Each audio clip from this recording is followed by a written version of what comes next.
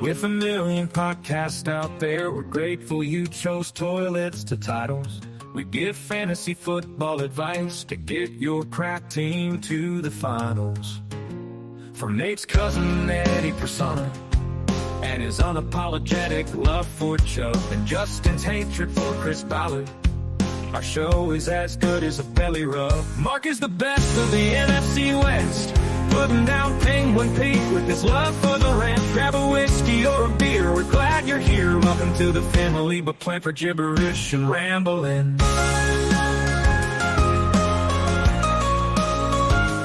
We have recent news and games of the week. We talk PPR and weekly streams. Start 'em and sit 'em, keep 'em or quit 'em. Hit the like and sub buttons for the fellas. Got any suggestions? Just tell us. All right, welcome back to Toilets and Titles. My name is Justin Stevens, also known as Mario, the Mario. I am here with my my good friend here, Art the Clown, for our Halloween special, Week 9. What's going on, Mark? I'm sorry, Art. How's it going, Art? So glad that that there are many, many miles between us right now because it's a lot less creepy, not right in person. Yeah. All right. So you can see our two different personalities. I love horror films, absolutely love watching them, but obviously being a school teacher, I wouldn't be able to get away with wearing that costume in the classroom. So I'm going to be Mario. I do have a mustache, but it's a one-time stick. I'm saving it for the kids on Thursday. But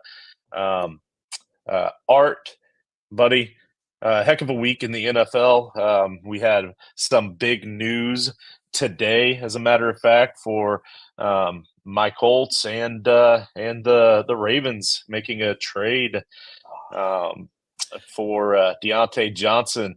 Freddie's allowed to talk, so I guess I can introduce you now, Mark. How's it going, buddy? Yeah, how's it going? It would have been a very boring episode if I stayed in character with Art the whole time. So yeah, we're switching over to Freddie. Got to change your name on the screen now. Yep, doing that right now. It's gonna be hard to do with the knife fingers though. But hey, look who's in the house. He Coach. cannot miss the Halloween special. Great memories of Halloween specials of Coach of the past. Coach, make sure you tell the kids, Emmett and Dylan, that we said Happy Halloween. We hope that you are able to, spoil the crap out of them, get them all kinds of candy and all that good stuff. But and you too, my friend, have a wonderful holiday. We miss you, buddy. Let's see. Yeah, so like I was getting to, I kind of jumped ahead a little bit and wanted to get to that news because it is big news. We had the Discord going today, was kind of popping with the Diontae Johnson trade. And the biggest surprise to me was just how cheap it was. They traded away Diontae Johnson, and all they got out of it was a bump up from the 6th round to the 5th round in the NFL draft. So an insignificant draft pick to a little bit less insignificant draft pick. So I don't know what was going on there, but obviously it's no longer going on there. So if you would go ahead and comment, because you made a comment in the Discord about, oh, great. Well, I'll let you give the comment that you gave and then kind of explain that a little bit. And then I'll talk about what I think the impact is for the Carolina Panthers. Yeah, I was going to say it was probably so cheap because the Panthers knew Lamar wasn't going to be able to utilize him well enough. I did make the comment in the Discord, oh, great, another wide receiver Lamar can overthrow. Yeah, I think there are a lot of other opportunities Diontae could have went to that would have been more beneficial fantasy-wise. Well, what I kind of like about this trade is with him kind of moving out, like I feel like Diontae Johnson is a guy that is good enough to still do well or very similar in both situations. It kind of gives a little bit of a hit in Baltimore to the other receiving options. But what I like that this does is for those Carolina options now. We have Adam Thielen that's actually likely going to be coming back from his IR, maybe even potentially as soon as this week. And he's still available in almost 80% of redraft formats. So Adam Thielen could be a sneaky pickup guy. And then you got a young guy, Jalen Coker. Jalen Coker had 17.8 fantasy points this past week in PPR as a fill-in guy. You got Xavier Leggett, obviously, is the de facto wide receiver one there now. So there's a lot of different receiving options out there. They're only a quarterback away. I know they had a pretty good matchup this past week. So maybe in good spots and good matchups, we're getting through all these rough bye week areas. These are guys you could be picking up and plugging in there, and you have the potential to get 10, 15 points for them as a bye week replacement. That's not bad, and that's not something we've been able to say about the Carolina receiving core all season. So we got Wyatt in the house. Yep. Well, spooky Mark anyway. I'm not so well. I guess my background a little bit. It's a Mario spooky, so it's. But yeah. Yep. Happy Halloween. All right. So yeah. As far as your waivers go, because you guys are going to be running waivers tonight, I like Coker a little bit as a value pickup. I think he's going to be cheaper than the others. I think Thielen also might be pretty cheap, and he's got that pedigree there. Of a veteran guy, so I'm not afraid to go pick those guys up to help get me through the bye weeks. And let's see, the other big news for me anyway, obviously, Anthony Richardson getting benched. Love it. Absolutely love it. Can't wait to see Flacco in there.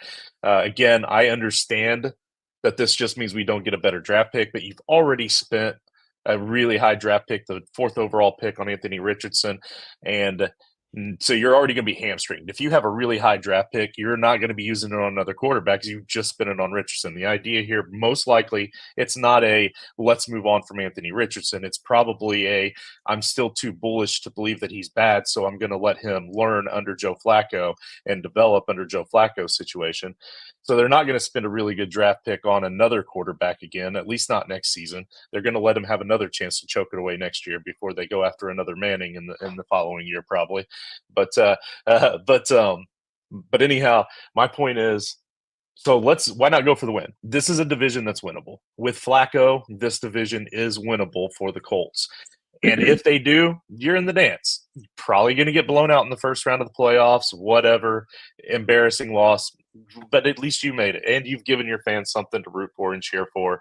I'm tired of trying to wait to lose to get a better draft pick so that Ballard can piss it away.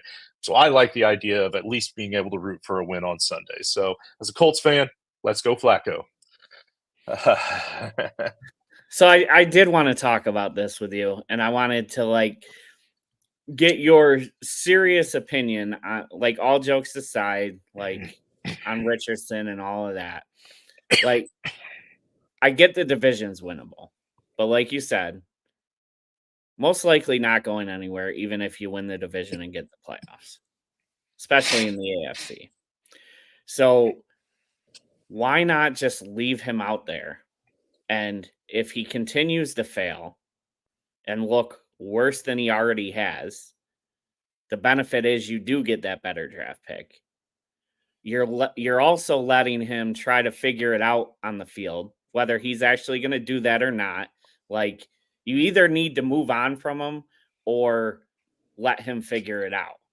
I don't buy into the whole, okay, he's going to get better sitting behind somebody. I agree. I guess my thing is it really smart for the Colts to bench him, or is it just, shouldn't they just leave him out there and let him either fail and slowly, whatever it takes for them to realize he's not the guy, or let him actually figure it out? I don't see how going to the playoffs and getting a worse draft pick and getting immediately knocked out, and then you put him back in as a starter next year and you do the same thing over again. I don't see how that helps at all. Because this whole situation is not about the development of Anthony Richardson.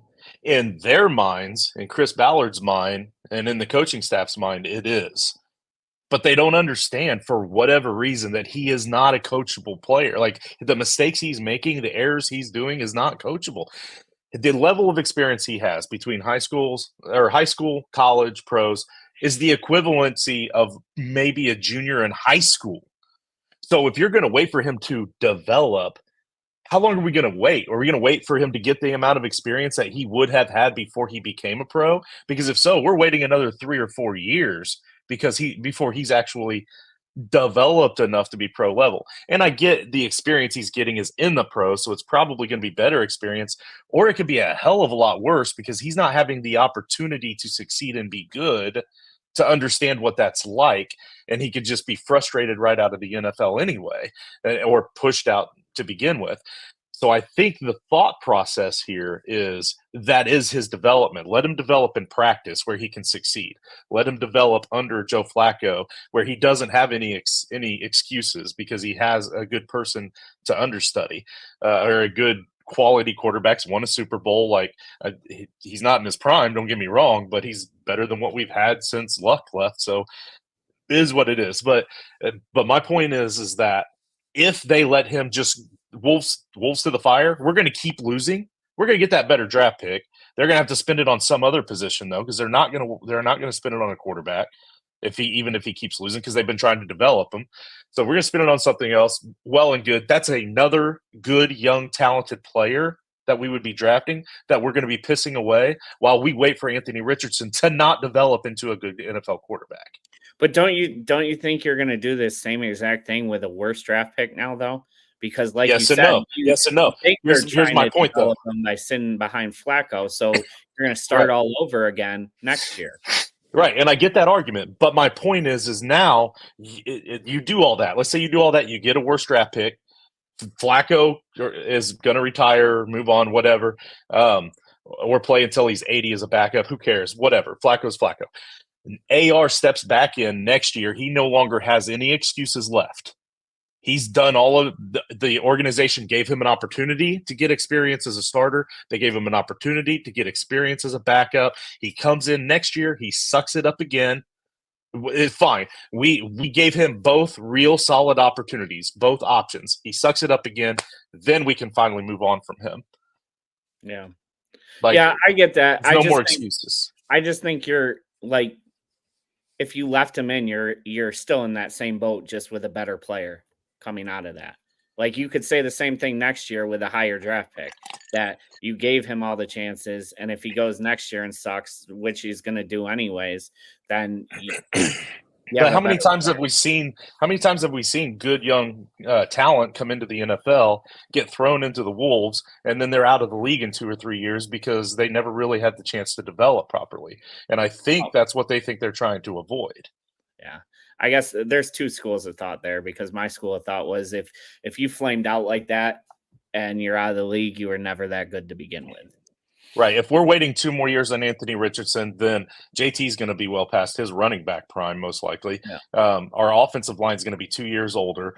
Our solid young secondary is going to all move on, because none of them last for more than 2 or 3 years with the Colts before they move on. We're not going to have that good, young, solid, rock steady team around anyway. So what's the point? Like, let's just take away that one last excuse that AR is going to have. And, oh, by the way, give Colts fans an opportunity to root for a win once in a while, instead of rooting for a loss for the last 5 freaking years to get a better draft pick for Ballard to piss away. That's the other thing. Like, I don't trust that really good draft pick is going to be worth it. It doesn't matter, because Ballard's the one still making the decision. They do all this, maybe we can move on from Ballard too, right along with Anthony Richardson, and the whole world will just be a whole much better place, or at least Central Indiana.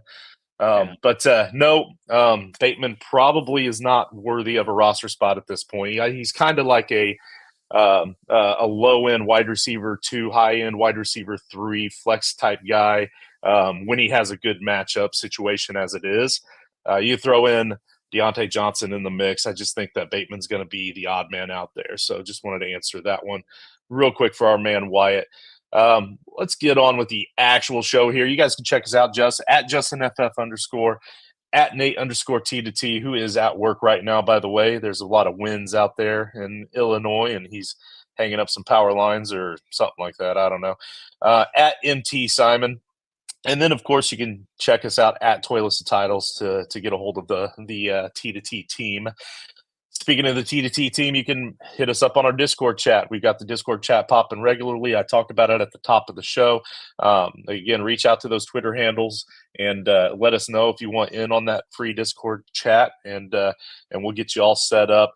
And then, of course, hit that like and subscribe button. Make sure you hit the notification bell because we have a few shows every single week coming out, and patreon.com/toilets-to-titles. I'll talk about that a little bit more momentarily, but for now, let's get to these injury updates. There were a few big ones. The list is not as big as it has been in weeks past, but Drake May is now on the concussion protocol. That was I mean, he comes in. It looks like he gives a few. Hunter Henry looks like a very viable tight end, fantasy football tight end. Kind of looks like Pop Douglas, not so much anymore. Well, now we have potential going back to Brissett again, that where it's going to flip that again. So because they're different play styles, different quarterbacks. That's not good for any offense, by the way. But Drake May was looking pretty good, so hopefully he can bounce back. Jordan Love, likely a grade 1 groin. Again, we'd have to talk to Mark about what size that is. He's the expert on the size levels of groins from a episode a couple weeks back. But likely a grade 1. I was hoping Nate would be on to see if they've talked about that much on the local radio down over where he's at. Haven't heard too much more about it as far as whether or not he's going to play. But if it's only a grade 1 groin injury, then there is definitely at least a likelihood that he could play. But I don't know that they have to. Malik Willis looks good, right? Yeah. I mean, no reason to rush him back the way Willis is playing. I will say, the coach didn't seem too promising after the game on how the injury was, but with it, like you said, with it being a grade 1, he does have that chance to play. Jared Goff, ankle sprain, no real details yet at this point. He does use his feet a little bit. He has a way of working the pocket with his feet, and he can break loose from time to time. But he seems like the type of quarterback in that offense, especially, that could potentially still play. So we'll have to monitor that for a little bit. But Hendon Hooker did finally get in a little bit. That was kind of nice to see. So I wouldn't personally, as a Hendon Hooker fan, I wouldn't be too upset to see Goff miss a game just to kind of see what the young guys got. Will Levis is set to potentially miss more time here. It looks like that potential type 1 AC sprain is more like a type 2 since he's missing more time, and it is in his throwing shoulder. And also, by the way, turns out he sucks. So he might sit out another week. Jordan Mason, AC sprain, still likely a type 1. But the thing about those type 1 AC sprains, as we're seeing more and more of, is that that's a pain tolerance thing. And that's pretty much what took him out this past week, week 8. So once he took that hit on that shoulder and it hurt, like it's painful every time you move it at that point.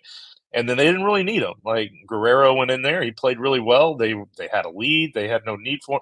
I feel like if it was a close game and they really needed him, he would have been back out there again. We've seen it in the past with other running backs. But they didn't really need it. He really needs this time off. They've got a bye week in week 9. So he's going to rest up. I feel like people are kind of panicking a little bit because they saw his limited usage with that shoulder injury. But I think after a week of resting up the AC joint, maybe even hopefully maybe take week 10 off too. We see where we're at with CMC, but that could be a 2-headed monster that we don't want to mess with moving forward. But for the 49ers, I don't think it's as bad as a lot of people are making it out to be. And Isaac Guerrero, leg injury, no real details at this point. That happened late in week 9. And I don't think a lot of people are talking about it. I'm not even seeing anywhere any updates on Isaac Guerrero where he even says he has a leg injury. But he did. It was late in that game. And we're just kind of waiting to see what happened with it. Since nobody's talking about it, it may not be anything big, but just monitor it. We won't get a lot of news this week because they're on bye. But just consider that when you're trying to dump all your fab money on Guerrero tonight, it's probably not going to be worth it. Personally, I don't think you should do that. But am I missing anything on any of those guys so far?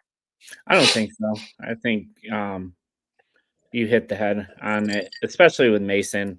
The thing with Mason is right now with that injury, like I don't think you can trust playing him just because he can go in there and come out on any play, and then Right. you're stuck with a 1-2 pointer for the week. Yep, absolutely. Tyrone Tracy now also in the concussion protocol. Stephon Diggs, sorry, Mark. I know you have him in a couple of spots. ACL, season-ending surgery, Well, out for the year. I gave the blueprint before the season. I just didn't listen to my own advice. My Right. advice was draft Stephon Diggs and then trade him halfway through the season. Well, Nico Yeah. got hurt, so I wanted to hang on to him. I didn't listen to my advice, and now So you were probably going to trade him whenever Nico got back, right? yeah, exactly. Yeah. Let's see. Debo, rib bruise, oblique strain, wrist sprain, post pneumonia. In other words, this dude just needs a week off, and he's going to get it this week. This guy, Right. he finished up that game in San Francisco this week, and he said, "See you later, coach." And he went straight to an airplane, and he's in Cabo or something right now. Like he's just, I would not be anywhere around the anywhere, just resting up, get those bruises and bangs and cuts right. So after the bye week, he should be good to go as well. So I'm not panicking on him either. The oblique strain is probably the most concerning just because, oblique in the abdominal area, those can be tough sometimes to heal up if you take a hit the wrong way. So, but we've seen guys bounce back. Even Walker this season, he came back after missing only a game with the oblique strain. And usually in the past, that's been 3, 4, 5. And I'm sure it depends on the level of the strain, but we'll have to wait and see. But I think for the most part, we'd be okay to start Debo in week 10 at this point. DJ Moore, hand sprain, likely mild and probably won't miss any time for it. And then the whole onslaught of the Jaguars wide receivers. Turns out Brian Thomas's injury probably isn't as serious as we initially thought. Looks like it's just a chest contusion. He's listed as day-to-day according to the head coach. Christian Kirk, fractured collarbone. Unfortunately, he's out for the season. That's sad to hear. My man Wyatt, who was in the chat, we were talking about this last night actually on a call and on a Patreon call. Again, it's patreon.com/toilets and titles. He's at a level where you get 1 month, you can have a direct phone call with anybody from the Toilets and Titles team where we go over a roster analysis, help you figure out trade talks and waiver pickups and future picks, like checking out schedules and all that sort of stuff. I think it was a 2-hour call with Wyatt last night. So we enjoy that stuff. Again, patreon.com/toilets titles. Check out the level, see what fits your budget best, and help us help you. And then Christian Kirk, so out for the season. The conversation that led into that Patreon talk there was both he and I are both kind of fans of the person, fans of the player. Never really has panned out quite to what we thought he would be. And seems like he's got a decent situation here in Jacksonville, and he was doing really well last season. He's had moments, and then something like this happens. It stinks. But then Gabe Davis, mild shoulder injury. Again, that one's likely an AC joint. So many AC joints. It's like everybody gets an AC joint nowadays, and they're so finicky and hard to gauge. So what about that stretch of players right there? Anything you wanted to comment on? Kirk, that's sad to see. Yeah, I mean, Jacksonville's such a mess. Load up Ingram, right? Oh yeah. Luckily I held on to Ingram during his injury time. Even went out and picked him up in a league and stashed him in my IR for that last week or two. So I've got a lot of Ingram, luckily. But and then last bit of other news, just I mean I hate to bring up this kind of news, but it is NFL related. Luckily, they're on bye this week for him to be able to deal with it. But hearts go out to Charvarius Ward, the 49ers defensive back. He lost his 1-year-old daughter today. She passed away. She's had heart problems since birth. So, we're thinking about the 49ers, the Ward family. just you never really can fathom what it would be like to be your child, So that's I saw that news and just wanted to take a moment to say something. Unfortunately, nothing we can say can help, but anyway, yeah. So there's that. We're gonna move on. Like I said, luckily they are on bye this week. The entire 49ers organization really needs this bye week. Christian McCaffrey needs it because he's coming into the organization during this bye week, often having modified practices throughout the week. By himself with the rest of the team off. So he's slowly getting back into the grind right now. The only two teams that are on bye, the 49ers and the Steelers. So both of those teams are on bye this week. The rest of it, we've got a full slate of games this week, and I am ready to move on to our game of the week. So, Mark, why don't you update us on – oh, yeah, go ahead. Just one more piece of news I forgot to put on there. The Chiefs traded for Josh Uche from the Patriots, linebacker, for a 6th-round pick. Basically nothing. Former 2nd-round pick out of Michigan. Okay. Yeah. Rich just get richer, Yeah. Well, I mean, when you're trying to buy championships. Let's see. So the last week's game of the week. Update us on last week. Let us know where we're at in the standings. And I guess you can say mine too. Yeah. So I tried to make a little comeback with last week. I took the Cardinals-Dolphins, which ended up only being a 1-point game. But unfortunately, Nate, who has the lead, had the Bears and Commanders. That was only a 3-point lead, so only gained 2 points on them. And I mean, Justin, I'll let you talk about what you were thinking with your game of the week. Yeah, so I got to choose first, and honestly, I don't even really remember what I was thinking with that. I was on vacation. I just chose I remember what it was. I remember thinking, you know what? I am so far behind in the overall point standing. There's no possible way I'm going to win. So I'm going to choose a game that has some players in it that are important to me in my main leagues.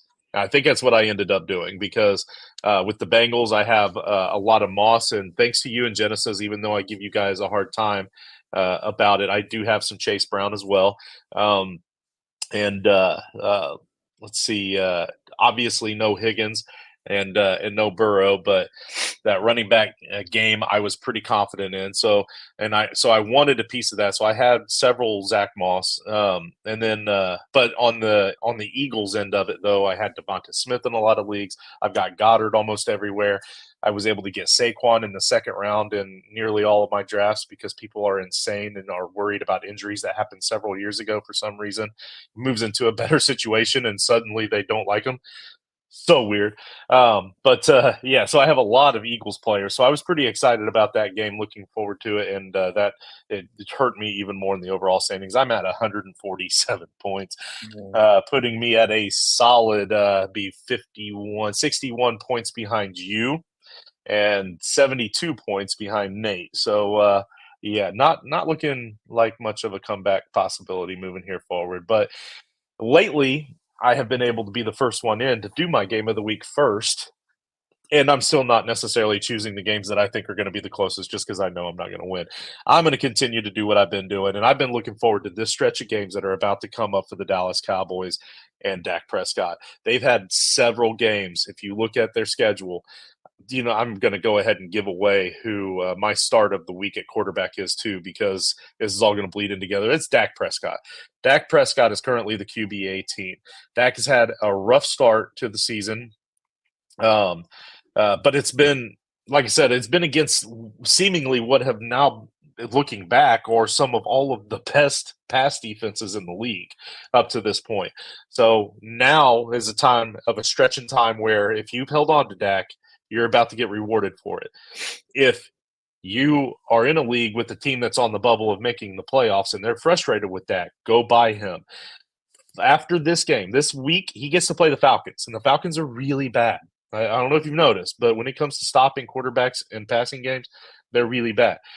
So after that game, they do have Philly, but then after Philly, they have 5 of their next 6 games after that, including that huge stretch deep into your fantasy playoffs, are against a very favorable matchups. So Dak and that Cowboys offense is finally going to start to eat for our fantasy lineups. CD's going to start getting his.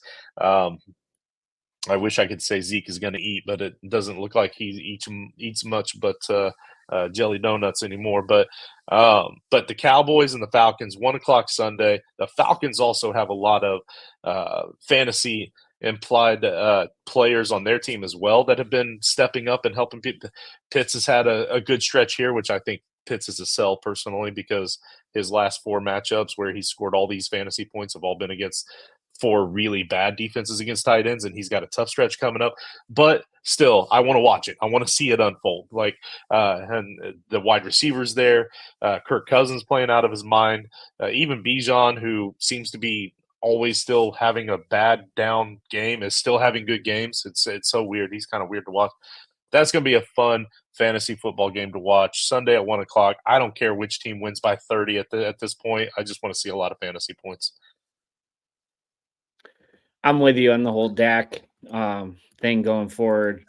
As long as him and CD don't kill each other before, Every time Dak throws a stupid interception, they throw CD or they show CD on the sideline, and he looks like he's ready to kill him. Yeah, but he still threw him 2 touchdowns this week. Yeah, for sure. All right. So my game of the week is not a very tasty matchup, but I'm still playing the game. So Chargers at the Browns. Famous Jameis at quarterback now. You're going to hear a lot about that from me going forward. Unwavering faith, ultimate belief. Ultimate belief. Yeah, and honestly, you could just look at Vegas at the sporting bets and see, which which point spreads are the closest each week, and you're probably going to do pretty good at this game. But and I tried that early on; it didn't work out too well for me. I'm not much of a gambling man. I'm just going to have fun with this segment. Moving on, you guys are kicking my ass. Nate's game of the week. Obviously, this is going to be a game of the week for him. It's a divisional rivalry. It's the Lions at the Packers. It's Nate's team, the Packers. 4:25 game on Sunday. I hope you enjoy it, Nate. That should be a good, fun game. With or without Jordan Love, I think that's going to be a good, fun game to watch. But obviously, we hope that Love is in there for you. I kind of hope that Willis is in there for me because I like watching that guy run around the field. But upsets of the week for me, I'm going to keep it as a home team theme here. We got Nate with his Packers. I'm going to say my Colts are getting 5 points against Minnesota. Joe Flacco is a decent to borderline good quarterback still, and that secondary with Minnesota is bad.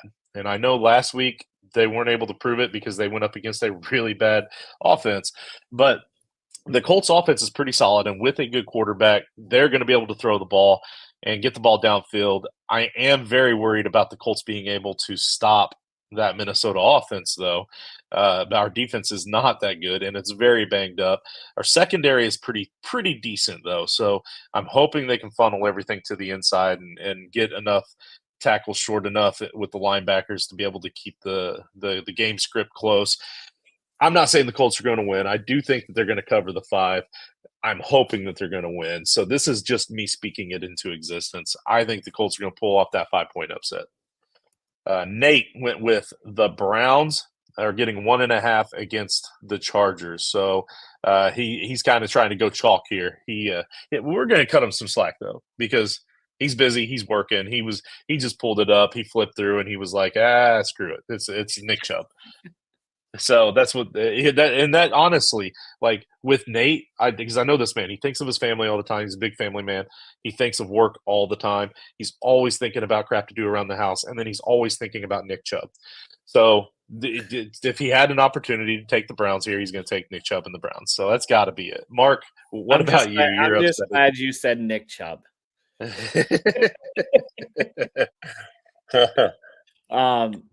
I actually hate this slate for underdogs. I was looking through and it was rough. There are not many underdogs I would bet. I honestly, I don't even really like my pick that I have. I took the Patriots over the Titans. Patriots are getting 3.5. I just looked and I said if I had to pick one, this is the one I would probably pick. Yeah. But yeah, I really don't like underdogs at all this week. Now, there's never going to be a week where underdogs don't win, but Right. it's going to be very hard to predict this week. I think a lot of the favorites should be favored for a reason. The Patriots is the game I was going to go with if I didn't want to go with the homer pick there. I was really thinking about going with the Patriots. Again, I filled out my part of the doc first, so I could have taken them, and I almost did, just because Drake May is a pretty talented quarterback, and that offense is kind of starting to come around. It has moments where they look decent. I think that Stevenson could potentially get something done against the Titans, even though he's looked pretty bad the last couple weeks. I'm going to talk about that in a minute too, but if Drake May doesn't play, then you got Brissett, who is a really good game manager. He keeps the games close, and he usually finds ways to gut it out and win. So I think that could be a really close game. So they're definitely, in my opinion, going to cover that 3.5. I think it comes down to a field goal at the end. So I like the pick for sure. So start them or sit them.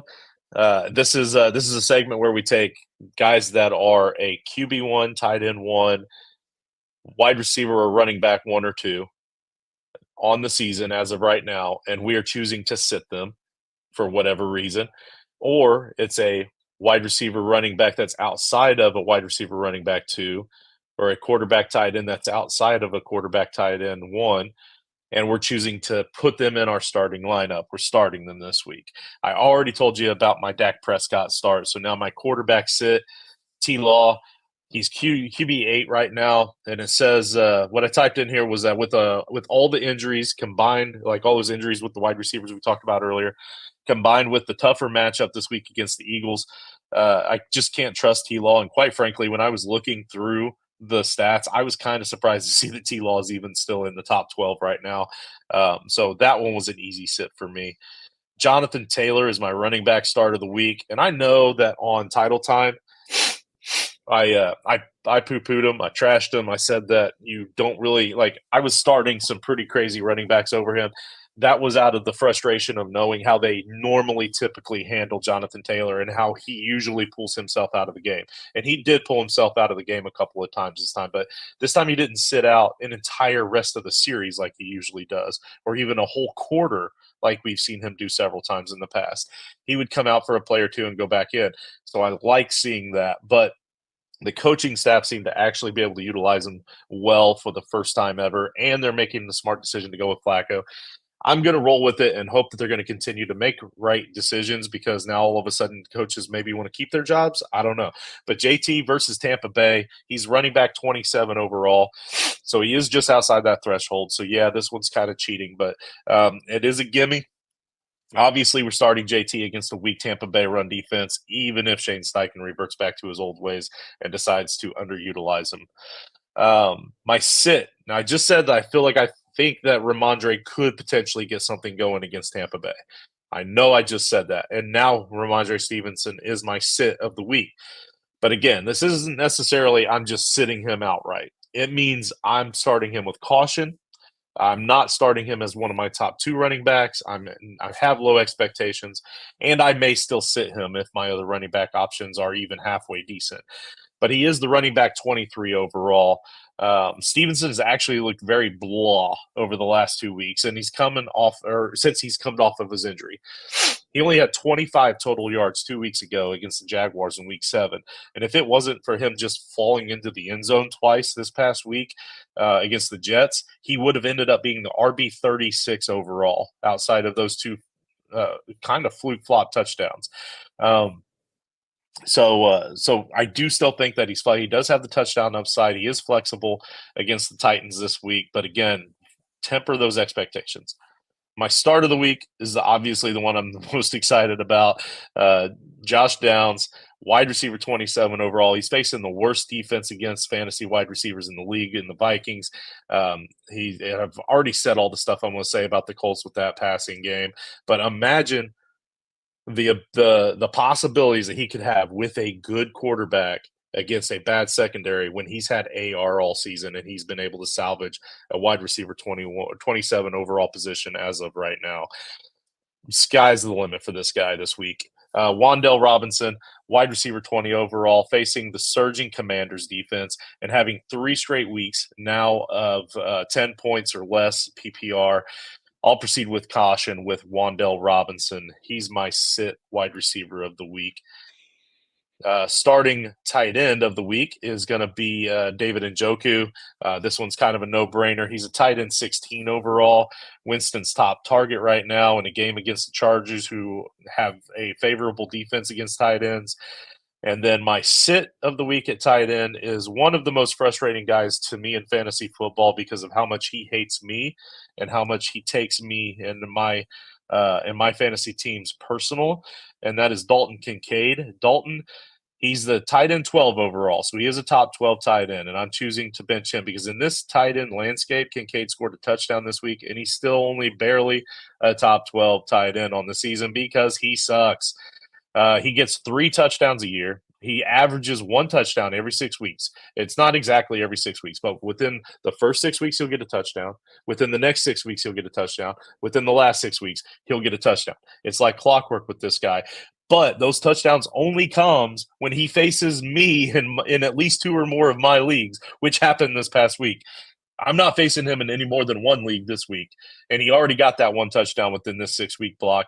He's not scoring a touchdown again this week, so you can't start him. The Dolphins are also the 7th best team in the league against tight ends, so it's not all just me being all facetious. There is some stats and numbers behind it as well, but he is my sit of the week. Mark, what say you? All right. I didn't look at yours, so we do have a couple similar. But I didn't. That's not bad.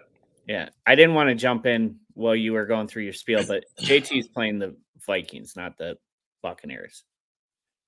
Oh, yeah, okay. Well, I don't know why I put that because obviously I know that I've been talking about Flacco tearing up that secondary. I don't know why I said that. That was your upset of the week too. So yeah. All right. Now, not to poo-poo on your upset of the week, but I'm starting Sam Darnold this week. He's quarterback 14. He's kind of been trending down I would too. as of late, but I think he bounces back against the Colts in a good matchup. The quarterback I'm sitting is Geno Smith, number 11. I don't have much to say other than he sucks. Is it time to give Howell a look? I think so. Running back, I'm starting, surprise, Chase Brown, running back number 28. Bengals offense was pretty down overall against Philly last week, but he did salvage his day with a touchdown. I think he's going to shred the Raiders this week, yardage and a touchdown or 2. I'm sitting Jordan Mason, running back 20. Kind of mentioned this a little earlier. I think even if he's good to go, he's on bye. He is on bye. Shit. All right. Yeah. I cheated this game, but that's taking it to another level. I guess I have it locked in, right? That's a good pick. No. Well, I guess I'm going to have to skip over that one. He still might outscore Chase Brown. Yeah.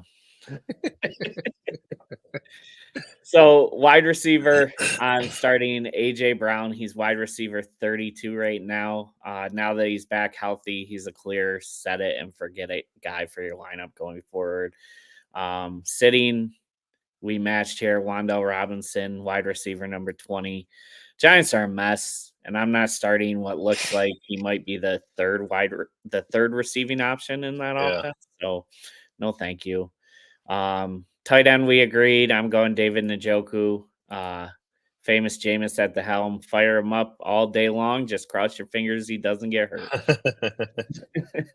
I'm sitting Hunter Henry. He's the tight end 10. Now, with this choice, I'm kind of assuming that May's probably going to miss another week with the concussion. And if so, I don't like Henry nearly as much with Jacoby as I do May. So that's my thought process there. Fair enough. I want to answer this question real quick. Wyatt says, is Andrews worth a pickup, or does the role he get, or does his role get hurt by the trade too? And I have my answer to this, but I want to hear what you have to say first. I think so. I think he should be on rosters. Ever since his resurgence, Lamar is always going to favor the tight ends more than he Right. does the receivers. So I don't care who you bring in, you still want the tight ends in that offense if you're carrying a receiving option. Right. And I get that in the past he's never really had really good solid wide receivers, and that's why he goes to the tight end so much. But he's got that rapport with them. And it's not like Diontae Johnson is a world beater. It's not like Zay Flowers is a world beater. They're the two of them combined make it the best wide receiving core he's ever had. I get that. But they're still not gonna completely take away from Mark Andrews. And in this tight end landscape, he's still easily a top 7, top 8 tight end when they're clicking, and even if and that's even with him losing some targets. So yeah, he's definitely worth a pickup. I would agree with that. Let's see what else we got. Keep him or quit him. So I refreshed the list. I created the new list today. Gonna just bust through these, and it's either I'm keeping them, hanging on to them for starting them, or to keep them as depth or whatever reason, or you're going to sell them, meaning you're or quitting them. You're quitting them. Like you're either going to drop them, you're going to try to trade them. A lot of fantasy football trade deadlines are coming up here pretty soon. So maybe you're going to try to trade them, or like I said, just dropping them all together because you're done with them. Or maybe, you know what, I'm quitting them, but I know I can't trade them. I don't want to. I'm just going to leave them on my bench and see what happens. Whatever the excuse is, just real quick. As we bust through a few of these, we probably won't do them all, but we already kind of know about Dak Prescott because I mentioned it and then you agreed. So I know you're keeping him. What about AR? Do we want to assume one quarterback or two quarterbacks for the quarterback? For the quarterbacks, we'll assume one QB. Okay. So we're on Stroud? Yeah, sure. We'll do Stroud. I was going to skip him, but we're good. Stroud. Okay. Keep. You still keeping, even with the Diggs IR news? Yeah, because I think Nico is going to be back sooner than later. So I think once he comes back, he'll be firing again. Okay, so I know I was going to skip it, but I kind of was expecting another answer. So currently, he's QB 15 overall. CJ Stroud is. So and that's facing some defense, like I said, the Colts secondary isn't that great, and he's played them twice. He's played Minnesota, who's really bad. He's played Jacksonville secondary. I mean, he's had some pretty solid matchups here, and he's QB 15. You're still keeping him. Hang on to him, even though he's got the Jets, he's got the Lions coming up. He's got KC during the playoffs. But there are also some other good matchups coming up as well. So I guess I think you can throw on Detroit. Yeah, I'm sticking with keeping him. Worst case, you keep him, and if it's a bad matchup, you go stream a guy. Yeah, for sure. All right, Mark, you good with Fab for Andrews? Don't know how much to spend. He knows that I hate Fab, so this is definitely going to be directed to you. For Andrews, don't know how much to spend. Well, I mean, I guess it's going to be what's your budget? Like, how much do you have? How much, I guess, compared to your starting budget, what do you have left? I mean, and what's your need? Yeah. How bad do you need that tight end? But let's see. 26 is his budget. And you also got to know 26 left. I mean, is this in the league where you're trying to get Tillman? You're going to put it all in for Tillman. If you can't get Tillman, you put it all in for Andrews. I spend everything on Tillman right now, to be honest. If you only have $26 left, I'd put it all in for Tillman. Right now he has Henry. Who has Henry? I mean, yeah. I still like Henry because I don't think May's going to miss that much time. It may be a week. I think you can. I would rather have Tillman and deal with Henry for a week than spend it all on Andrews. I might be getting his leagues mixed up too. I'm presuming that, or assuming here, but can't get Tillman for 20. But I'm saying with Henry and having that feeling that May's going to miss at most a week, are you more confident in holding on to Henry the rest of the season and not even worrying about spending Fab on Andrews, or you think it's good to have both and maybe at least put in a bid for him? I'm probably not wasting my Fab on Andrews if I have Henry. There you go. Yeah. But I just don't know. I guess Henry's. And the sneaky thing is, like, I don't know, maybe you throw like a couple bucks on Andrews just because people might be scared that Right. Yeah, that's kind Diontae of what I was coming thinking. over there. But yeah, I If you wouldn't have the roster spot, start if him. you got Yeah. that roster spot, take 2, see what happens. Take 2 of these and call me in the morning. Let's see. AR, you keep an AR with all this news? No, not in Okay. the one quarterback league. How about 2 quarterback? I would, just because I don't. Quarterbacks are so hard to come by. I'm used to in my 2 quarterback leagues where there's no like starting quarterbacks on the wire. So just on the chance that he does play again sometime this season, I'd probably leave him on the bench. But other than that, no. I had to restart my computer, so I lost all my tabs, and that sucks because I'm trying to get logged into my. Oh wait, I might have enough juice left on my phone for this. But in the draft night out in Canton, I did actually draft Anthony Richardson just because in that sort of format you want that big of a tournament, you want a guy that could blow up and get 30, 35 points a game. So my hope was that he was going to be healthy and actually come around. The only league that I actually drafted him in, and that is a 2 quarterback league, and I dropped him. Oh no, that is 1 quarterback, isn't it? Okay, well I had Aaron Rodgers, Jameis Winston, Jared Goff, and Mayfield. I dropped AR to pick up Winston. So I have 4 quarterbacks in that 1 quarterback league just because of how frustrating Anthony Richardson was making it in the beginning. If that was a 2 quarterback league with those 4 quarterbacks, I'm still dropping AR. Dude's so frustrating. So the Dynasty Gold League that Wicked set up through T2T. Here's a list of the top quarterbacks on the waiver wire right now. Blake Sims, Skylar Howard, Alex McGough, Ben Bryant. Have we heard of any of these guys? I've heard of a couple, but also like, okay, who is the guy that has AR right now? Like, that's the thing. Like, that's going to take a little bit more digging. Don't worry about that. But my point is, it might be me actually to tell you. No, that's the other one. Not so me. if it's a 2 quarterback league and AR is that guy's 3rd quarterback, just drop him, trade him. But it's also a Dynasty League too. So I mean, oh well, yeah. Then trade him for sure. Let's see.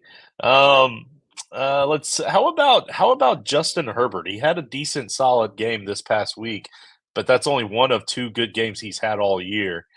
Kind of wondering what your thoughts are on Justin Herbert moving forward. Yeah, I mean, if you still have him right now and he just put up last week, you kind of can't just cut him now. I mean, if you could trade him off of his high game, I would do it. But other than that, I'm holding on to him. All right, I was kind of curious if you might have thought maybe that since it was a one good matchup there, then maybe it's time to cut loose and let the next 4 games go by. And actually, I take it back. That was his first actual real good game this season, not his second. It's first, yeah. It's really let's see. Tyrone Tracy with Singletary slowly coming back. He did not look very good at all last night either, just like the rest of the Giants. Tracy actually did look good, but now he has this concussion. Are you worried at all about Singletary picking up anything? You worried about missing this game? Are you looking to try to sell Tracy high since he had another solid few plays last night? Or are you going to hang on to him? Yeah, I'm probably trying to trade him if I can. But, I mean, with the concussion, right, it's probably going to be hard to do so now. Yeah. Same with Jordan Mason, I assume, with CMC coming back into town. Yeah. Might be hard. Might be a hard sell. Maybe that's a guy that might be worth just rostering, hanging on to, keep him on your bench, and see what happens. See how that split looks. Speaking of splits, Kareem Hunt, because I actually have a pretty solid opinion on this one, so I want to hear what you have to say about Kareem Hunt. I'm keeping him. I mean, we all think Pacheco's coming back. We don't know when. We don't know what he's going to look like coming off of that injury. And what has Hunt done to disappoint you? I'm keeping him. So here's why I'm probably going to try to sell him. And I know he's got a good matchup this week against Tampa Bay. And then after that, it gets a little rough. And then he's got another couple easy matchups. But this is going to get really rough in towards the playoff period. They've got pretty tough matchups during the fantasy football playoffs. Kareem Hunt and any back that's back there, him or Pacheco, or in my opinion, both. I think it's going to be much more of a split, which is going to hurt both of them in the playoffs, and then the playoff matchups are going to hurt even more. So I feel like if you hold on to them for too much longer, you're going to pigeonhole yourself into a bad spot during the playoffs. Now, if you're a team that's towards the bottom and you're still trying to fight to get in the playoffs, hang on to Hunt. He might be able to help you get you to the promised land. But I feel like if you're pretty confident you're going to make the playoffs at this point, I would probably try to sell him for a piece that has a better playoff matchup, a better playoff series of matchups, no matter the position, somewhere that you need a little bit of help at.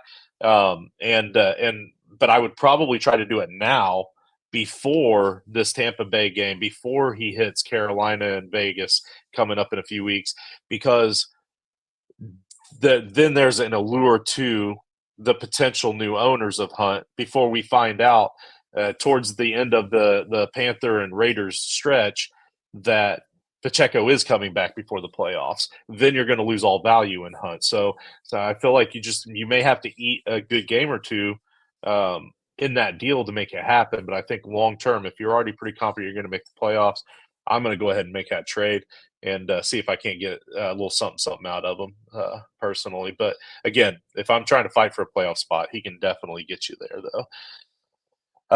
Devontae Adams. I know it's only been 2 games, not exactly been eye-popping games, and Aaron Rodgers, isn't exactly popping eyes all season. So, what's your take on Devontae Adams? I mean, this is a question more for the Jets organization than me, right? Like, do we see them possibly trade him again before the deadline? Good God. That would be hilarious. Just trade him and Aaron Rodgers to the Vikings. There you go. I think the Vikings would say no. Yeah. Yeah. Let's see. Jordan Addison, he gets to play my Colts this week. He's had a lot of down weeks. I think he's only had one pretty good game, and it was early on. So it was one of those games where you kind of thought, hey, are we going to get something out of Addison this year? Seems like he's been kind of down, but he's got a pretty good stretch of games coming up here. I think that's the reason I put him on this list. So let me pull that up real quick to make sure. So coming up, he's got Indy, he's got Jacksonville, he's got Tennessee. Chicago doesn't necessarily scare me even in that secondary. Arizona, Atlanta, Chicago again. So he's got a good stretch of games coming up. But outside of that week 4, 22.9 points, he's not reached double digits all season. So is this because of the matchups that he's had, or is this because of the talent, or I don't know, are you keeping him or quitting? Yeah, I think you're keeping him for the matchups, and if you have him, he's probably not a high leverage spot on your roster to begin with. Like he didn't cost you much to get him. Like he's probably your wide receiver 3 at best. So I think you can still hold on to him and be able, like you said, with a couple of these matchups, plug in and hopefully get a touchdown here and there.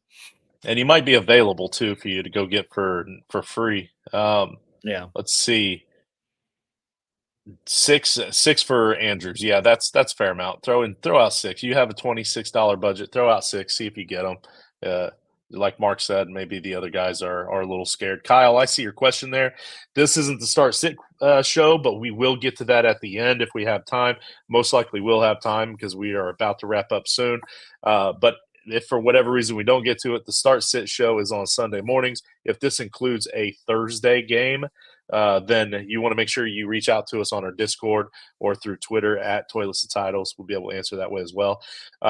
Let's see. And the last one I have on this list, because I think with Flacco here, we're both keeping Michael Pittman.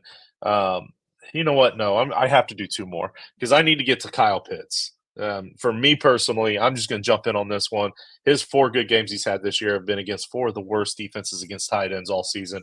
All of his other games are looking more like what the rest of his games are going to look like this season. He's high right now. He's got value. People still believe in the name. And they see these 4 games and think that he's just that good. You might be able to get something out of him. Please sell him off. Save yourself the stress later. He's coming back down to earth. That's just my opinion. I could be wrong. What do you think, Mark?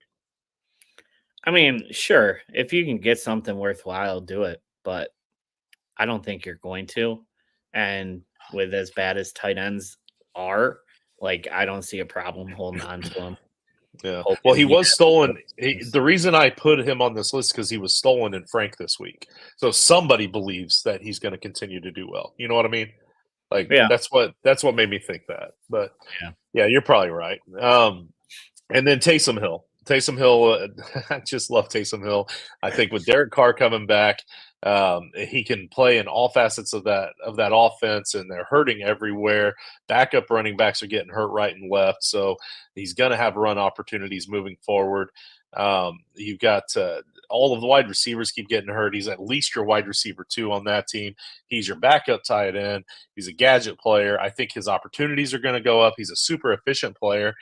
I just really like Taysom Hill moving forward the rest of the season. So I threw that one in there for me. Keep him, hang on to him. But if you want to comment, you're welcome to as well. I just say, sure, why not, right?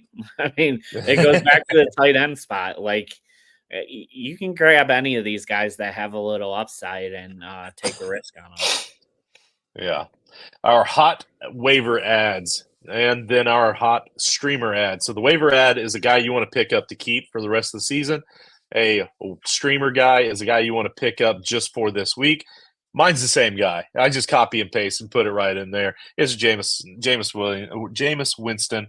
He's still only rostered in 3.3% of redraft 1 quarterback leagues. And in 2 quarterback leagues, he's also very highly under rostered. Turns out the Browns don't necessarily suck after all, and it was just the human predator. And Winston was a top 5 quarterback this past week, leading the Browns to a big win over the Ravens. As far as the streaming goes, he does have a little bit tougher matchup this week, but I think he's still, if you're in a streaming situation, that means you have Purdy, most likely is your quarterback, or maybe you have Russ Wilson, and maybe you also have an injury or something. I don't know. But if you're in a streaming situation, I'm confident in Jameis getting his against just about any defense out there. So that's my hot waiver ad and my stream of the week. What say you, Mark or Freddie? First thing I want to say is unwavering faith and ultimate belief. Hey, it worked, I guess. But then I want to go back to the fact that these 2 things contradict each other.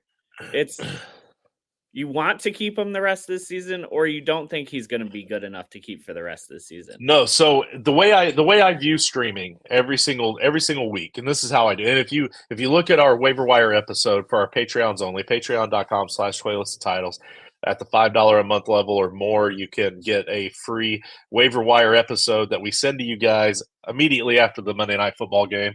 And so when I'm putting in my waivers ads for that week's episode, I look for guys that I need that are going to play really well for this up and coming week. That I know if I'm in need, I'm going to pick them up, I'm going to plug them in there, I'm going to play them. And when I have that group of players, I'm only going to put a few of them on the list. So if I have that group of players, the tiebreaker goes to the ones that I could also keep later on throughout the rest of the season. And that was kind of my thought process here. Jameis Winston is a guy that I can pick up, I can stream. I'm going to start him this week if I'm in a streaming situation, and I'm going to be happy with it. But, oh, by the way, if I need a quarterback, I've got injuries going on or whatever, Jameis Winston's good for the season too. So I'm going to pick him up, and I'm going to use him as my my ad for the future as well. So that was my thought process there. So. No, I completely agree with you. I just thought we were going by the rules written on the sheet here. So that's why. But yeah, and I did. I still think he falls under both of those categories. Gotcha. All right. So my hot waiver ad is for the same reason, Cedric Tillman, number 1 wide receiver in famous Jameis offense. Unwavering faith, ultimate belief. Yep, there you go. There you go. I'm kind of frustrated that it wasn't Jerry Jeudy, but I get it. Backup quarterback. He's been playing with the backup wide receiver this whole offseason and all season long in practice. They're going to have a connection. I get it. My weekly stream is a quarterback that I want to start this week, but I don't think he's going to be my guy for the rest of the season. Just Really? because I still think the Rams are going to try to be a run first offense. So I feel like Kyron's Makes still sense. going to get the majority of our touchdowns. But I think this week against Seattle, we're going to have to put up some points, and Seattle's secondary is pretty bad. So I think we're going to see a lot of what we did this past Thursday, and Matthew Stafford's going to be the guy with the old gang back.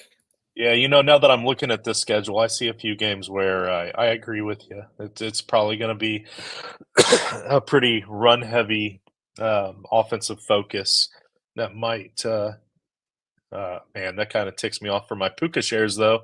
You just rained on my parade. All right, last segment. Actually, you know what? Before we get to this last segment, just in case Kyle is still in there, let's go ahead and knock this one out. He's saying pick one, Dubs or McMillan. Dubs or McMillan. So I should have gotten this ready first. Let me take a look at something real quick. Yeah, McMillan's facing Kansas City. He's going to be more of your outside wide receiver kind of guy. The outside wide receivers aren't necessarily very successful against Kansas City.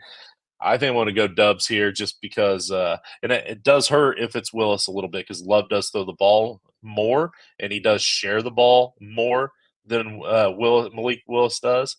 But I think I'm going to go Dubs here just from sheer opportunity with that offense more than anything. And I know he's going against Detroit as well, but Detroit's secondary is actually not good, like at all. So this is a really good, sweet matchup for Dubs. And pretty much any wide receiver for the Packers I would take a chance on because you're probably going to get a few catches from all of them. And then if they happen to break one, or if you're lucky, and because 2 of those 4 wide receivers are going to have a good game. So if you're lucky and one of them happens to be Dubs, it's kind of like you used a good example. I can't remember what players they were that were involved this past week, but you had said you're only missing a few points to take the I don't know. Yeah, like in this situation, I can tell you go ahead. I can tell you exactly what it is, Okay. and then we can laugh about it because it was Ladd McConkey who went for points. He's not going to get 2 touchdowns very often. No, I said, why start Ladd if he's going to score more when it's only going to be 4 points? I would rather be wrong and miss out on those 4 points and have the ceiling of the other guy than just take a low floor. Now, can McMillan go out and score two touchdowns? Sure, but nobody would have saw that coming. Just like Ladd McConkey. Don't let the guys fool you. All right. So I think that's our consensus answer here. We're going with Dubs. But I tell you what, if you want to tune in Sunday morning, the Start Sit show is, what is it, like 10 to noon, I think? 10:30 to 10 to noon. And chime in there. And we go through every single question one at a time. We bust them all out for you. And you're going to have a bigger panel there, probably be anywhere between 3 to 5 guys on that panel helping you with that because they might have better reasoning. At the end of the day, you're making the decision. We're just helping to give you the best reasoning we can. So I just want to touch real quick on Dubs. Like, have we ever seen a situation before where a player throws a fit about his involvement in the offense, actually gets suspended for a week for it, and then comes back and is like a focal point of the offense? Like, that whole situation was crazy to me.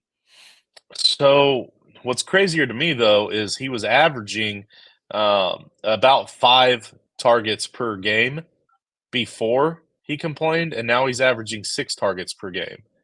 So it's not – he's just doing better with the targets now. They're finding better ways to get him open. He's actually catching the ball more. Like, it's So, like, I don't think a whole lot has actually changed except maybe the matchups. That's another big thing. Like, so I don't know. It is a whole weird situation. It makes me think that maybe there was something else a little bit underlying going on because he's still a young guy, still Yeah. kind of that prefrontal cortex is still kind of developing, that sort of stuff. So like whenever that kind of stuff happens, like you could get hot headed over something else that's bugging you, and then you take it out on work, or you take it out on a quarterback, or you take it out on a team. And then you have time to stop and reflect and think about it. And you're like, yeah, I was kind of a jerk because really I was just mad that they screwed up when they detailed my car earlier the day. Like it's, Yeah. I know it sounds crazy to think because these young men are still adults. So it's kind of, it's hard to think that they could be that hot headed like that, but they're also athletes and they're still developing. Like there's a lot more to it. So I always kind of look at situations like that as more of a psychological thing more than an actual, hey, I'm pissed off at the team sort of thing. So, Yeah, now that you say that, the week before he did it, he had 8 targets, but he only had 39 yards. So, right. yeah. So he may have just been frustrated with himself and was trying to take it out on the team. Yeah. Yeah. Like, who knows? But so I'm not looking too much into it now because clearly they've moved on. Right. He's doing pretty good now. Let's see. One and done, the eliminator game. So this is where we choose a player, one quarterback, one running back, one wide receiver, one tight end. Once we choose that player to play in our 4-man lineup each week for fantasy points, we cannot choose them again for the rest of the year. So I'll go over Nate's first. Last week, Nate had taken C.J. Stroud. He only got 14.4 there, so kind of a down week there at the quarterback spot for him. He went J.K. Dobbins. He got a respectable 16.8 out of J.K. Pickens got him 11.4, which was his second lowest amount from a wide receiver all season, so that was good for us to see. And then he did start Mark Andrews, so he got a pretty decent tight end start there at 14.6. His grand total right now is up to 505.28 on the season after the 8 weeks. And he is in last place, but only by about 1.5 to you, Mark. So what did your team look like last week? Utter dog crap is what my team looked like last week. I came all the way back from the gutter and took first place last week, and then falling apart again. I can't pick a quarterback. I tried to double up with Caleb Williams and Cole Kmet, and combined, they got me a little over 13 points. Not good. Joe Mixon was a bright spot, 23.4 points for my running back. AJ Brown was kind of disappointing, 13.4. Yeah. So yeah, I'm in second place behind you with you have 520. I'm at 506. Yep. So I am in the lead, but only by 14 over you and 15 over Nate. So it's still a close race after 8 weeks.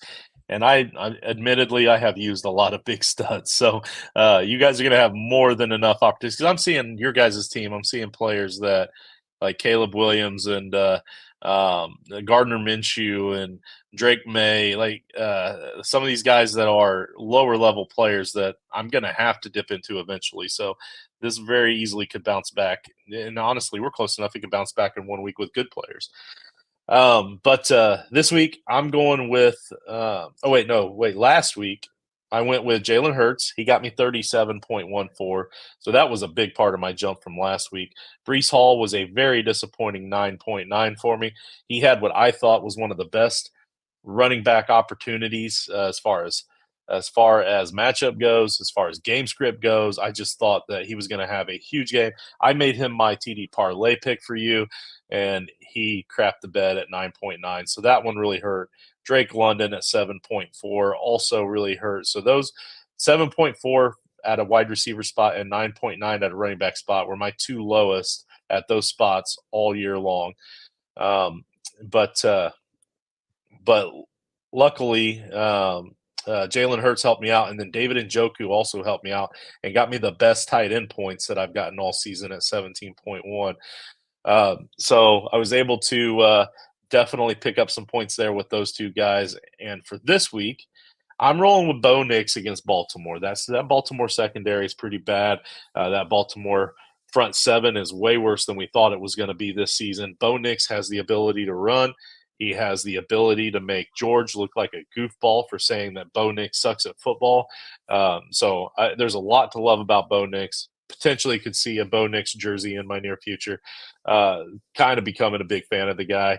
So I'm going Bo Nix this week against Baltimore. Alvin Kamara is my TD parlay for this week. I've never felt more confident in a TD parlay pick for you all season long. So he's definitely not going to score a touchdown, but he is going against Carolina, so he should. So I'm going to play the game. He's had a 2 or 3 game stretch here without a touchdown. I think he hits the pay dirt again this week. AJ Brown against Jacksonville. I feel like he's going to have a bounce back week this week. So he, like you said, he had a little bit of a down week last week. They're not going to have to throw the ball a lot. That's the one downside here is I'm going to need him to be super efficient. I feel like it's going to be a run-heavy game for the Eagles. There's going to be spots where they have to throw the ball. I'm hoping he's efficient in those spots and they just blow it up, and he can get some big points that way. Cade Otton is potentially going to be the tight end one for the rest of the season moving forward from about a week or two ago on. He's the only option there aside from a couple of dump offs out of the backfield. Baker Mayfield has very little to go to. And Cade Otton's going to get a lot of opportunities going against Kansas City, worst team in the league against tight ends because they don't really care about covering tight ends. They know how to win without they just find a spot that they don't care about and they just let them do whatever they want and hope for the best. So it works out for them. So that's their spot this year. They don't care about tight ends, and Cade Otton should have a huge game. So looking to get some pretty big points this week as long as the A.J. Brown efficiency rate is high. Mark, what do you got for this week? All right. So I mentioned he was my start at quarterback earlier, going with Sam Darnold against Indianapolis. I'm also doubling up and taking Justin Jefferson at receiver. You're not getting away with Alvin Kamara by yourself. I'm definitely taking Carolina. And then my tight end, Sam Laporta, because why not, right? Yeah, but if we're going to get outscored by Kamara, it very well could be Saquon Barkley, who is Nate's running back for the week, going up against Jacksonville. Because just as I said earlier, I feel like it's going to be a run-heavy game for them. But also maybe we get to see a little bit more of Shipley this week. Shipley looked pretty good. He actually had his first touchdown this past week coming in that garbage time, and it got called back for a penalty, unfortunately. But he looks fast. He looks hungry. Looks like a guy that's ready to take over the spot of an old man when he moves on. So maybe we get to see a little bit of Shipley, and maybe that helps us in this game. But Barkley should get his against Jacksonville. Nate's quarterback is Kirk Cousins. We all know that for whatever reason, Nate cannot say Kirk Cousins without adding in a kissin'. Cousins gets to go up against the Cowboys. Who obviously their defense has been a huge letdown this season, so that could be a really good start for him.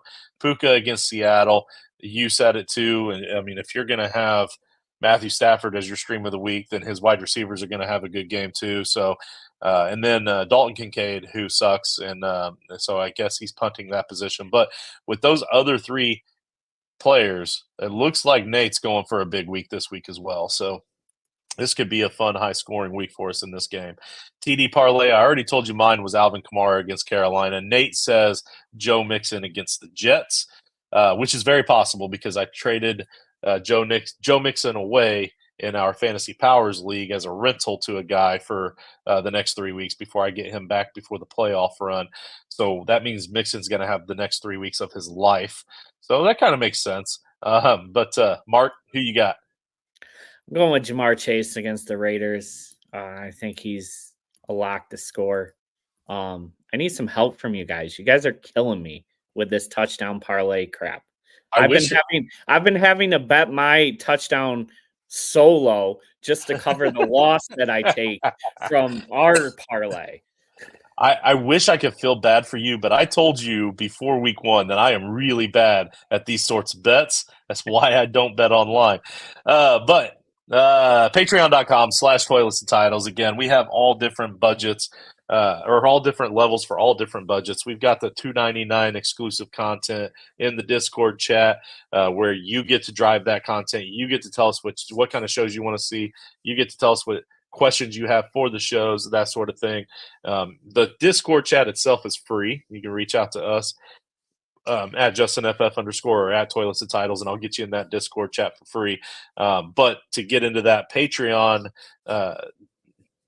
the channel within the Discord, it's going to cost you at least the minimum of the $2.99 per month. At $4.99, you get the early access to that waiver wire episode that we talked about earlier. At the $9.99 level, you get a free entry into our flagship show, Frankenstank Listener League. The Frankenstank Listener League. It's like the ultimate in fantasy football. Just to give you a little sneak peek, a little idea of what that league is like, what that league is about. We had a guy today that used his Puppet Master card. This was after all the cards had already been played. The Puppet Master card is a new monster card this season. So this was the first time, and he was the only one to draft Puppet Master, because you do draft your monsters. And so it was the first time it was ever used. And what the Puppet Master does is you force a trade between two other teams within your division. They're completely unknowing of it until it happens. They have no idea it's going to happen. You cannot trade yourself within that trade. You have to choose two other people within your division and force a trade. Any player for any player. So our man, Coach Fry, reached out to me because he wanted to play his, because the time limit on that card is this Thursday. After this Thursday, you can't play that card anymore, because I didn't want it to be too close to the playoffs. So he decided today that he wanted to play that card. And when I saw that post, the number one team in the division that he is in is our man Jax Commish. You can find him at Jax Commish, and that's JAXCOMMISH. He's the number one team in that division. And he had Jalen Hurts and Lamar Jackson as his two quarterbacks, because if you win, you steal from your opponent's starting lineup. Well, he also has the Negan Smith card. That's his monster card, Negan Smith from The Walking Dead. And Negan Smith will protect a player that you choose all season. So he had chosen to protect Lamar Jackson after the draft all season. So he had Lamar Jackson, who he couldn't lose, and Jalen Hurts, who I'm sure didn't think he was going to lose, because he's running roughshod on the league with only one loss all season, until Coach Fry comes in and he says, I'm forcing you to trade Jalen Hurts to the team that's fifth right now in the division at 5-3, and that's Michael Myers. That's our man Anthony Dion, who's done really well in Frank's years past. And he forced him to make that trade, Jalen Hurts for Justin Fields. So, yeah. So now the number one team in the league, instead of having Lamar Jackson and Jalen Hurts, they have Lamar Jackson and Justin Fields. And then the number 5 team in the league, instead of having where did it go? Instead of having Justin Fields and Kyler Murray and Russell Wilson, they now have Kyler Murray, Russell Wilson, and Jalen Hurts as their quarterbacks in this Superflex league. So pretty wild and crazy league. I do kind of feel bad for the Horseman. I kind of hope that he's able to still get a win this week. The thing is, you can only steal equivalent to a starting lineup. So if he's already stolen 2 quarterbacks, that means he can't even steal another quarterback either. That could really put a hurt on your opponent too. So a lot of fun, neat little things. Like my monster card is the Ghostbuster card. And all it does is it stops other teams from being able to use their monster cards against you. So it's like a defensive card all season. What was your monster card, Mark? Overrated Michael Myers. Oh yeah, Michael Myers. Well, Michael Myers is fun, and if it works those first couple weeks, it definitely works out. But Michael Myers, throughout the month of October, each week your opponent takes a hit from their points. So the first week of October, they take a negative 10%. If you win, the card moves on. The next week they take a negative 15%. If you win, the card moves on. The next week it's negative 17 and then negative 20 for all the 4 weeks of October. We did have 2 of those cards that made it all the way through October. But if you lose at any point, then you lose the card as well. So the reason it was overrated is because 2 of the teams that made it in the Final Four last year had it, and it worked to perfection for them. So that's why there was a lot of talk about it at the draft and stuff, and episodes leading up to it and all that. So it was a pretty popular card. It's kind of like that off-season darling where everybody's talking about it, and it kind of gets overhyped, and then it gets overdrafted, that sort of thing. So, to be fair, it is a very powerful card. You just can't have anything go wrong during the season.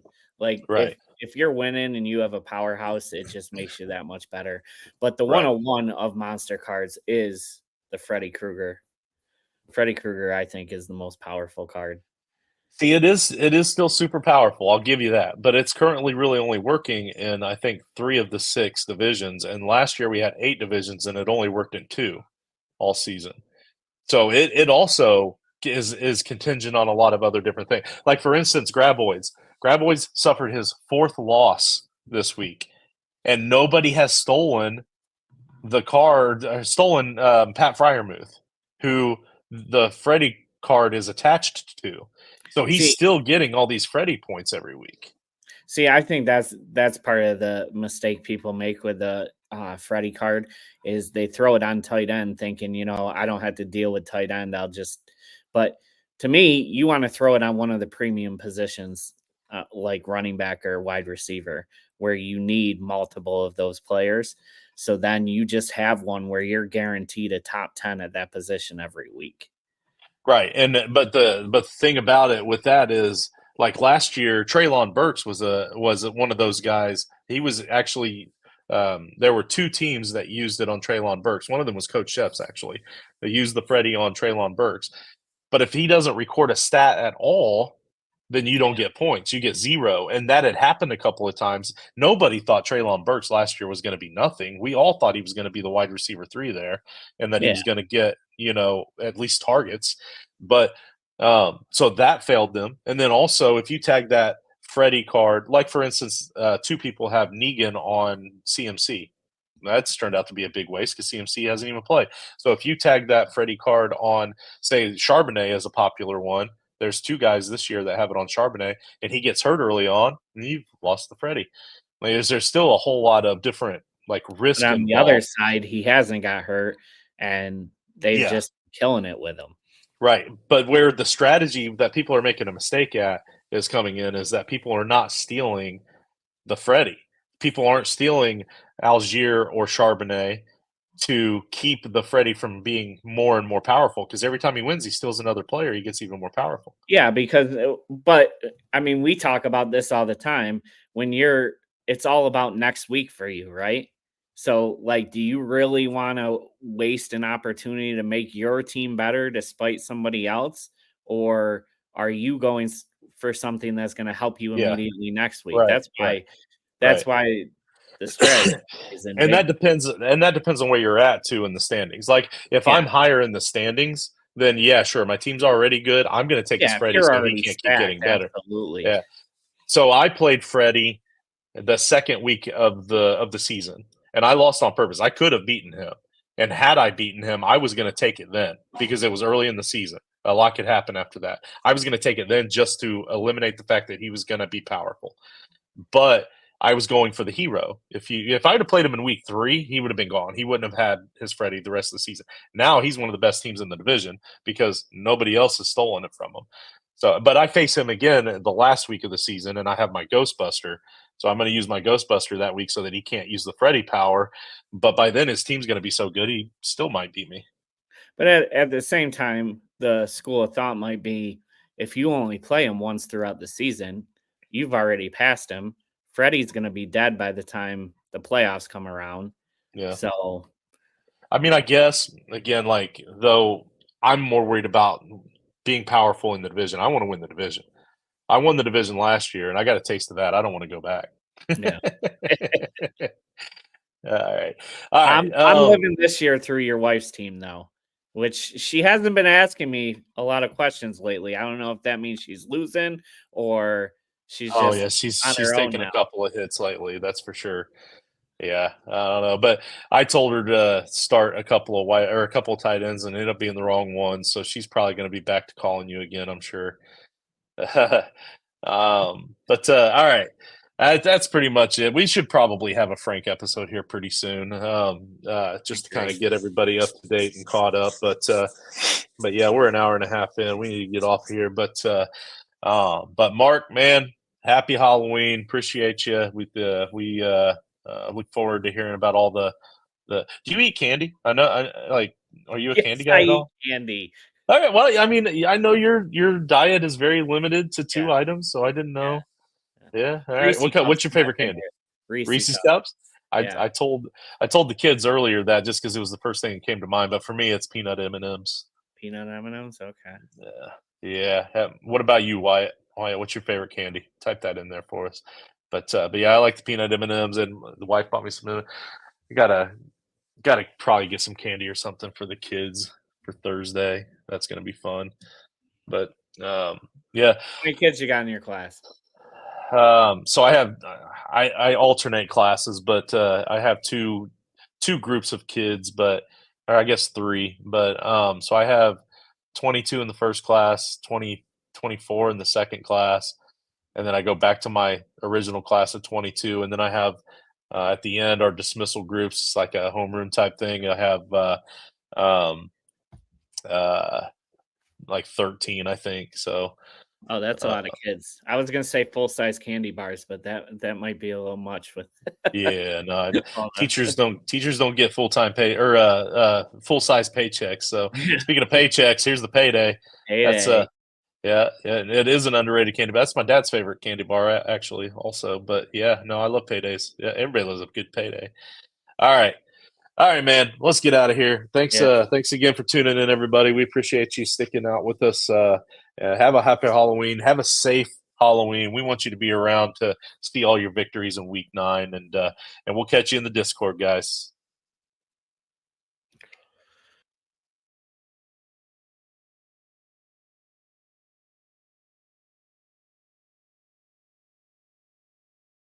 To titles. We give fantasy football advice to get your crack team to the finals. From Nate's cousin Eddie Persona and his unapologetic love for Chubb and Justin's hatred for Chris Ballard, our show is as good as a belly rub. Mark is the best of the NFC West, putting down Penguin Pete with his love for the ranch. Grab a whiskey or a beer, we're glad you're here. Welcome to the family, but plan for gibberish and rambling.